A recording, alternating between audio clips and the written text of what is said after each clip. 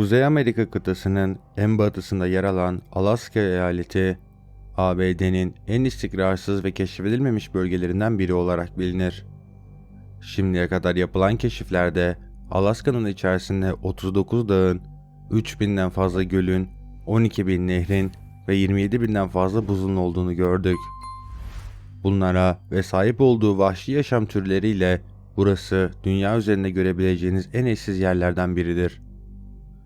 Ancak Alaska'nın aynı zamanda oldukça karanlık ve gizemli bir tarafı da bulunuyor. Çünkü 1988'den beri tutulan kayıtlara göre Alaska'da yaklaşık olarak 61 bin insan kaybolmuştur. Yani burada her yıl ortalama 1800 insan kayboluyor ve bazı yıllarda bu kayıpların sayısı 2500'e kadar ulaşıyordu. Bu yüzden insanlar Alaska'yı kayıpların ülkesi olarak adlandırıyor. Bazı insanlar Alaska'daki bu kayıpların Bermuda Şeytan Üçgeni'ne benzer bir üçgen sisteminin içerisinde yaşandığını ve kayıp olaylarının bu üçgenin içerisinde meydana geldiğini iddia ediyor. Ancak elbette Alaska'daki kayıplar sadece bu üçgenin içinde sınırlı değil. Buradaki kayıplar tüm eyaletlerde yaşanıyor ve Alaska'da kaybolan insanlar arkalarında hiçbir iz bırakmıyor. Bu hikayemizde Alaska'daki garip kaybolmaları inceliyor ve onlara neyin sebep olduğunu bulmaya çalışıyoruz. İyi seyirler. Alaska'nın çok batısında yer alan ve diğer yerleşim bölgelerine oldukça uzak bir kasaba olan Nome, 20. yüzyılın başlarında burada keşfedilen altın yataklarından sonra göç almaya başlamış ve bu sırada büyük bir gelişme göstermiştir. Ancak zamanla kasabaya gelen insanların sayısında azalma olduğu için buraya yapılan yatırımlar da oldukça azalmıştır. Yine de günümüzde kasaba barındırdığı liman ve havaalanları nedeniyle hala önemli bir ticaret ve ulaşım merkezi olarak işlev görüyor. Bunun en büyük sebebi Nome ile diğer büyük şehirler arasında binlerce kilometre mesafe bulunmasıdır. Nome kasabası diğer yerleşim bölgelerine o kadar uzaktır ki Alaska gibi dondurucu soğukların olduğu bir eyalette arabayla bu kasabaya doğru yola çıkmak intihardan farksızdır. Ayrıca kasabadaki kırsal bölgelere giden yollar çok kötüdür ve önemli yerleşim bölgelerine giden pek karayolu bulunmaz. Bu da kasabadaki liman ve havaalanlarının çok fazla kullanılmasına ve kasabanın hala ayakta kalmasına neden olmuştur. Yine de tüm bunlara rağmen Nome kasabası diğer yerleşkelerden oldukça izole ve ıssız bir yerdir. Bu da kasabanın aynı zamanda oldukça karanlık ve gizemli bir tarafının olmasına neden olmuştur. Özellikle 1960 ve 2004 yılları arasında çoğu çevredeki köyden olan 30'a yakın insan burada arkalarında hiçbir iz bırakmadan gizemli koşullar altında kaybolmuştur. Bu durum size normalmiş gibi gelebilir ve 44 yıllık bir süreç içerisinde 30 kişinin kaybolmasına normal karşılayabilirsiniz. Ancak kasabanın 1960 ila 2004 yılları arasındaki ortalama nüfusu sadece 2900'dür. Bu da kasabadaki kayıpların ulusal ortalamanın çok üzerinde olduğunu göstermektedir. Hatta kayıp insanların aileleri, yerel polislere bu kayıpları çözmek için hiçbir çaba göstermediğini söyleyip kayıpların bulunabilmesi için uzun yıllar boyunca kampanya yürütmüşlerdir. Ve nihayet bu çabalar 2005 yılına geldiğinde kayıp Eric Apatik'in annesinin eyalet savcısı ile dilekçe göndermesi hedefine ulaşmıştır. 5 Ekim 2004'te kaybolan Eric Apatik'i bölgedeki St. Lawrence adasında yaşayan bir Inupiq'ti. Eric o gün erken saatlerde hamile kız arkadaşını ziyaret edebilmesi için Nome kasabasına doğru yola çıkmış ama yola çıkmadan önce annesi kasabaya gitmemesini ve oraya gidenlerin başına kötü şeylerin geldiği konusunda onu uyarmıştı. Ancak Eric halk arasında anlatılan bu olaylara pek inanmadığı için yoluna devam etmişti. O yola çıktıktan kısa bir süre sonra da kız arkadaşı ailesini arayarak Eric'in eve hiç gelmediğini haber verdi. Bu haberin ardından Eric'i bulmak için hem karadan hem de denizden geniş bir arama başlatıldı. Fakat tüm çabalara rağmen ona dair tek bir iz bile bulunamadı. Eric'in annesini eyalet savcısına ulaşmasının ardından dava FBI tarafından devralındı ve kasabayla bağlantılı diğer tüm kayıp vakaları incelenmeye başlandı. Bu noktada FBI'deki profil uzmanları kasabada ve çevrede kaybolan insanların büyük çoğunluğunun erkek olduğunu ortaya koydu. Bu kişilerin yerel barlara gittiklerini ve ortadan kaybolduklarında aşırı derecede içki içtiklerini tespit ettiler.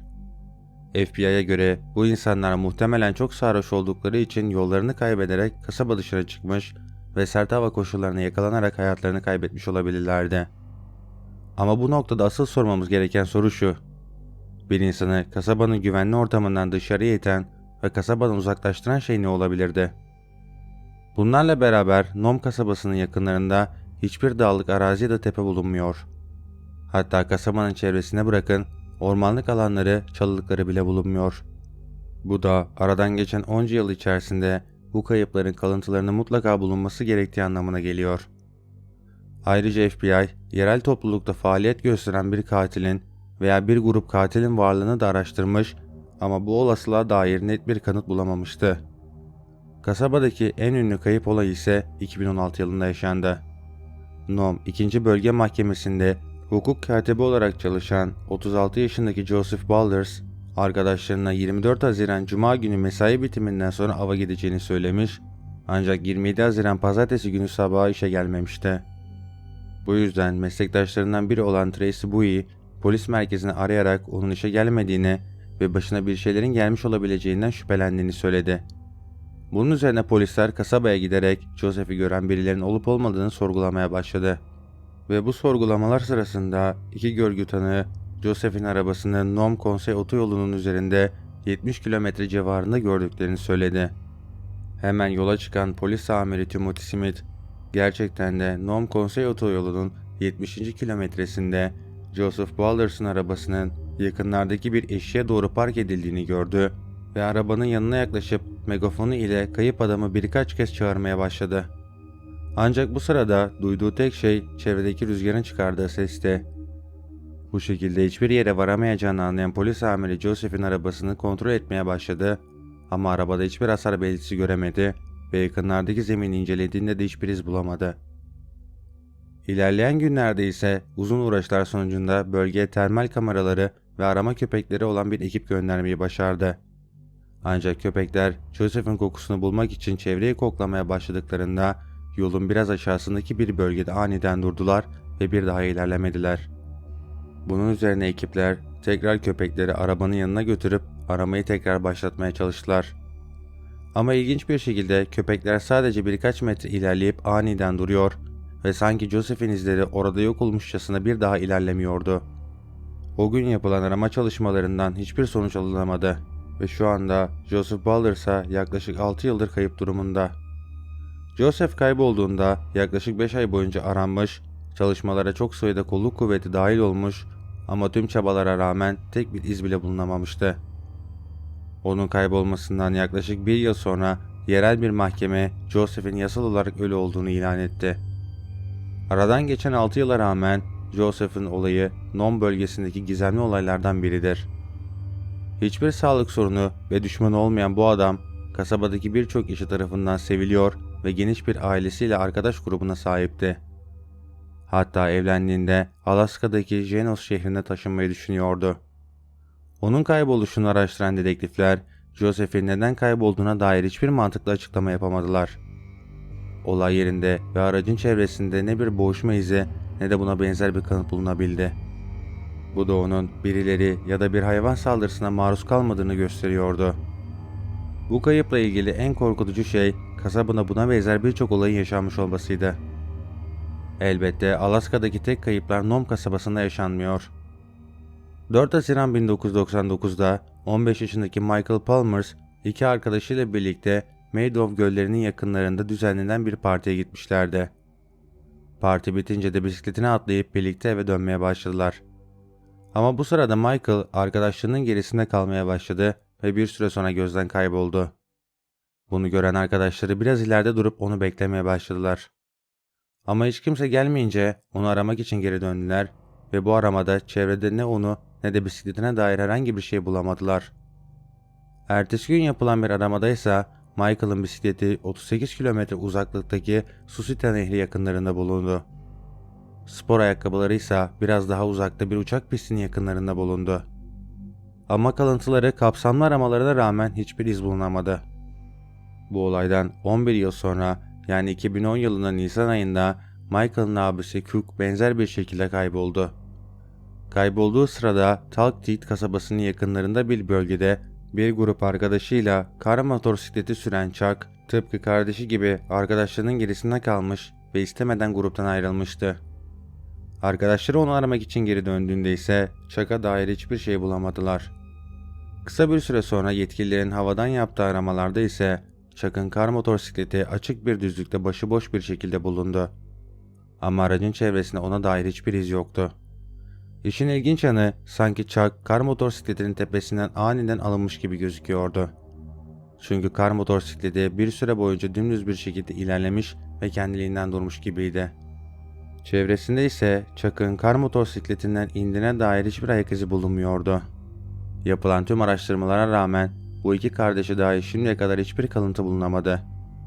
Palmer ailesinin iki oğlu da benzer şekilde kaybolmuştu. Onların bu şekilde kaybolması inanılmaz derece bir tesadüfün sonucu muydu? Yoksa Alaska'nın vahşi doğasıyla onları avlayan bir şey mi vardı? Alaska'da yaşanan en büyük kayıp olayı ise 26 Ocak 1950'de Douglas C-54 Skymaster askeri nakliye uçağının kaybolmasıyla yaşandı. İçindeki 44 kişiyle beraber kaybolan bu uçak, kaybolduğu gün Alaska'dan Montana'ya doğru uçuş yapıyordu ve son telsiz bağlantısı 8 saatlik uçuşun ikinci saatinde yapılmıştı. Yani kalkıştan 2 saat sonra uçaktan bir daha haber alınamamıştı. Uçağın Montana'ya varamamasından 1 saat sonra Mike operasyonu olarak bilinen bir arama kurtarma çalışması düzenlendi ve bu aramalara 85 uçak ile 7000 personel katıldı. Yaklaşık 1200 kilometrelik bir alanın taranmasına rağmen uçağa ve içindekilere dair hiçbir iz bulunamadı. Ayrıca uçağın aranması sırasında birkaç uçak daha kaybolmuş ve bunların bazıları McClintock dağlarına düşmüştü. Nükleer silah taşıyan bir B-36 bombardıman uçağının British Columbia'ya düşmesi, arama çalışmalarının askıya alınmasına ve Skymaster'ın bir daha hiçbir zaman aranmamasına neden olacaktı. Skymaster'ın kaybolması, şimdiye kadar kaybolan en büyük Amerikan askeri personel gruplarından biri olarak kabul ediliyor. Fakat Alaska'da yaşanan bu kayıplara ne sebep oluyor olabilir? Bu olayların mantıklı bir açıklaması olabilir mi? Çoğu insan Alaska'daki bu kayıplara uzaylıların, paranormal varlıkların ya da koca ayak benzeri keşfedilmemiş canlıların neden olduğunu söylese de aslında bu olayların oldukça mantıklı bir açıklaması olabilir. Öncelikle Alaska'da pumalardan kurtlara, kurtlardan kutup ayılarına kadar birçok yırtıcı canlı türü bulunuyor.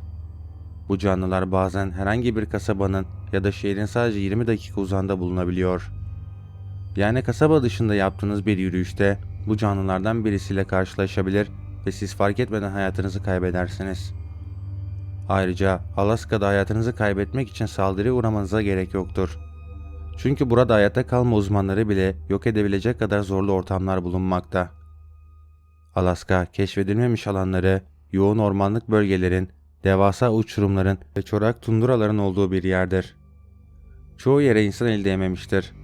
Hatta kasabalar arasında bile pek fazla düzgün yol bulunmaz. Bu yüzden Alaska'da dolaşırken üstü karla örtülmüş bir yarığa düşebilir, kamp yaptığınız sırada üzerinize donmuş bir ağaç devrilebilir ya da panikle yolunuzu bulmaya çalışırken donarak ölebilirsiniz.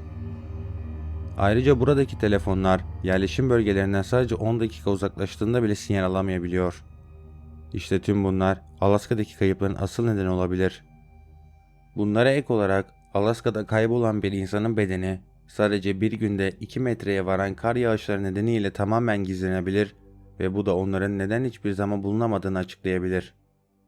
Ancak birçok olayı bu durumlar açıklıyor olabilse bile Michael ve Chuck Palmer kardeşlerin aynı şekilde başına gelenleri ya da Skymaster olayını tam olarak bunlarla açıklayamıyoruz.